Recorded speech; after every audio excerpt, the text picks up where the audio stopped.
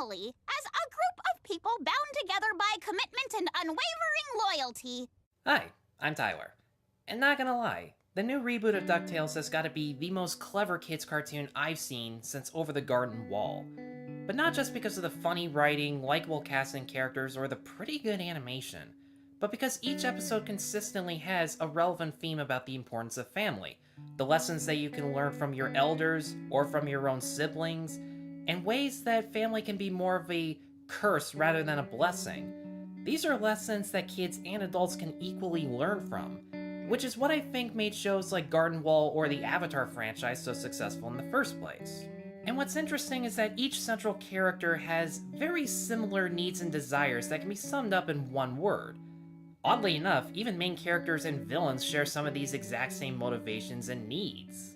For example, let's look at one basic desire that most family members probably want most.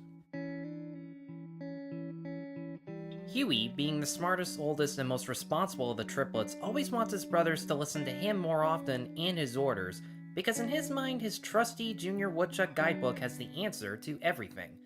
And yeah, sometimes it does. We are violating every rule of my Junior Woodchuck training.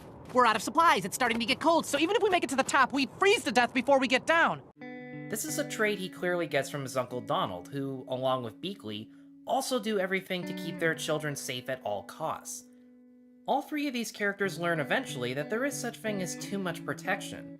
Donald and Beakley discover their overprotective behavior inspires the kids to rebel by putting themselves in dangerous situations, and proving that they know what to do. Whereas Huey realizes that people can follow orders a little too closely.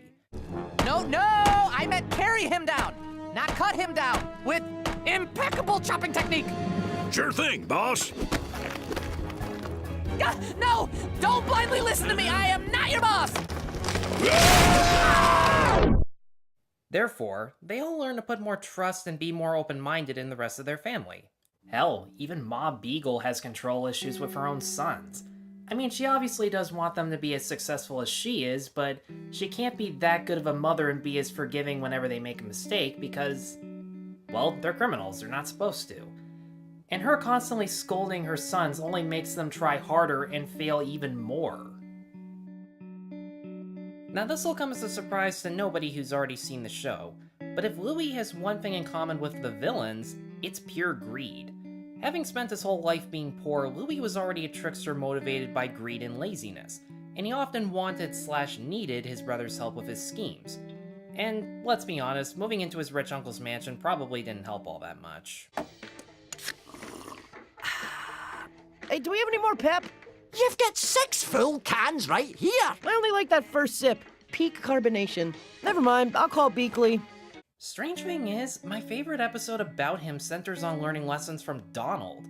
At the beginning of that episode, he loves how wealthy his Uncle Gladstone is when they come to visit him, but when Donald has to compete against him to escape Macaw, Louie's the one who acknowledges Donald's persistence the most. Come on, Uncle Donald! So you have the worst luck in the world! Who cares? No matter how bad things get, like really, really bad, you keep going. It's kind of ridiculous.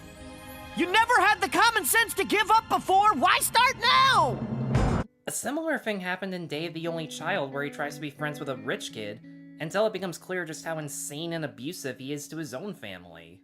In the end, Louie uses his own con skills and persuasion as a way to defend his own family. Moral support has got to be the one thing most of the characters want in this entire show, not just from a main character's perspective, but even some of the villains. Dewey, Webby, Lena, and the Beagle Boys all have motivations related to earning attention from others, most specifically approval from their own elders. The heroes often struggle because they're afraid of being rejected. Dewey's used to hearing no as an answer whenever he asks for help. Webby hasn't had enough experience being around other people to know what to say. Villains like the Beagle Boys make impulsive choices to show Ma that they can be good criminals when really they're just drawing attention to themselves. And Lena's unique in that over the course of the season, she can't decide whether to follow Aunt Magica's orders just because she's family, until she sees it's more important to side with Webby and the McDucks since they treat her with more care and respect. And she disobeys Magica and resists her powers as much as possible to protect her friends, and she does so at the expense of her own life and freedom. while Dewey and Webby's loneliness usually gives in to what they want most, leading them to persistently present themselves to other members of the family. And even if that doesn't work, they still have each other to work with. As for the Beagle Boys, they realize too late that they should have made a plan first, and then forget everything that they've already learned. Hey! Where are the brats? For the love of... That's it! None of you get birthdays this year! Some of these lessons are told in a subtle enough way. Others are pretty on the nose. Family truly is the greatest...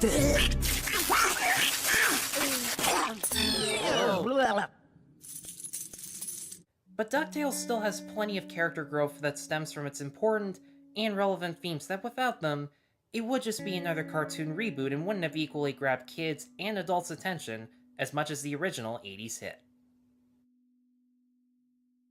Ha! Tell me not to make treasure about learning!